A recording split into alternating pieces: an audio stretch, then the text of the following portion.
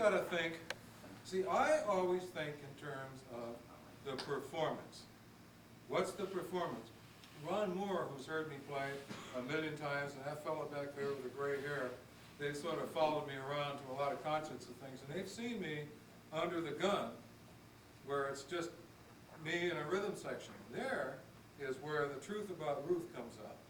You get up with a rhythm section, and you go to play, and it's just you in that rhythm section, you better have something to say up there besides, you know,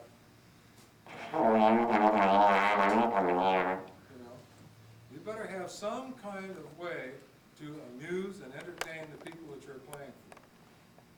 You really better have it, or they'll kill you.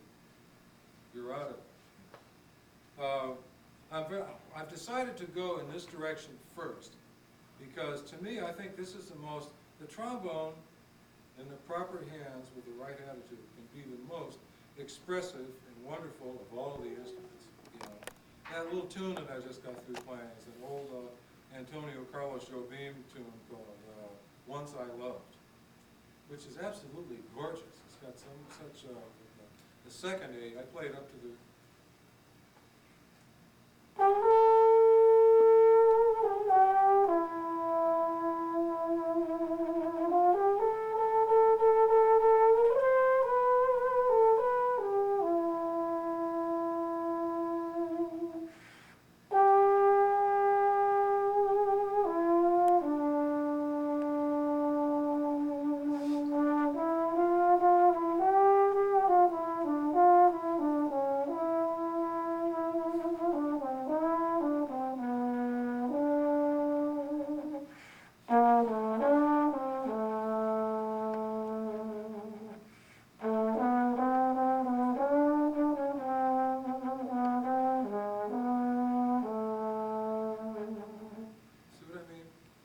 breathing into the instrument, you know, and making it sing a song.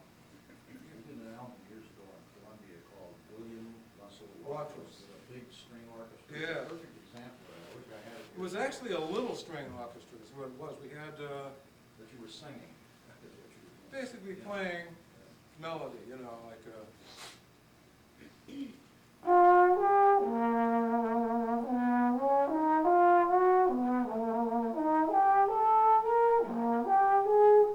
kind of stuff, you know.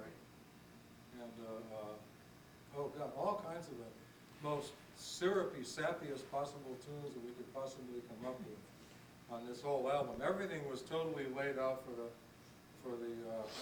liner notes were embarrassing. I don't even want to go into them back there, you know.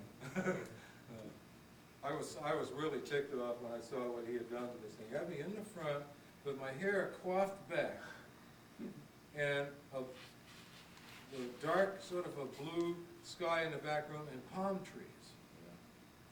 It was unbelievable. It's called William Russell Watrous, In Love Again. You know. He had me playing things like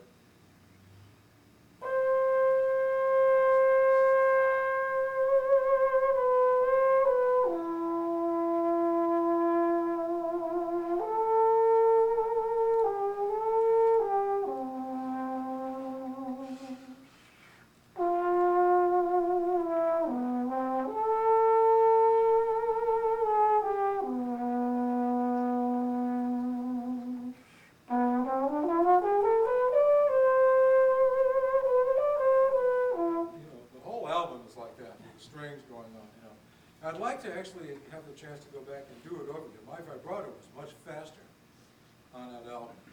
It was a little bit too much so. You know, over the years, I've slowed it down to, it's sort of more fashionable, you know.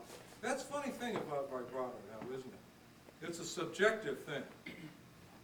It depends on what you want to use it for. What is the purpose? If you're being Tommy Dorsey for a day, of course, you're going to use it immediately. Your vibrato will be instant, you know, instant vibrato, almost like the Hammond organ down by the skating rink, you know. And Dorsey never warmed up. Did you know that? He never warmed up. Dorsey had his band boy put his horn together, get it all prepared, put it on the bandstand, and have it waiting there for Tommy when he would come out. They would go, "And ladies and gentlemen from the from the Victoria Ballroom in wherever, the sentimental gentleman of swing, Tommy Dorsey. He would come out and just pick the horn up. He would actually be ready for it.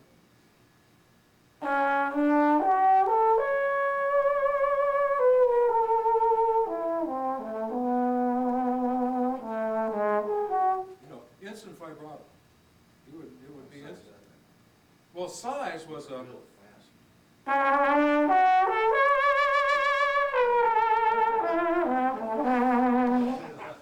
Cy, Lloyd Illier told me a funny story about Cy Zentner. They were doing a studio call at one time, and Cy was playing first. You know, the protocol in studio dates, unless it's a motion picture call, is generally you pass the parts around. Now, in New York, that was the way it always was.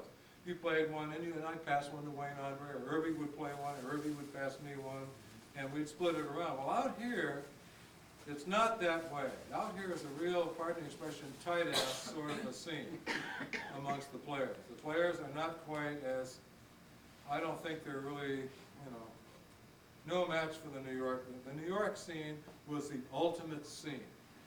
In all of my years in the music business, the most professional and incredible musicians I ever ran across were all of those guys like when Doc was a studio. Doc was a studio guy when I got to New York.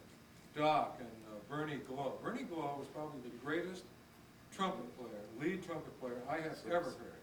He was easily a match for Conrad Gazzo out here. He was New York's version of God. But Cy Zentner, evidently, according to Lloyd Illier, was playing lead on this one thing, and after they got through, Lloyd looked at him and said, "Gee, Cy, Lloyd is a great dude.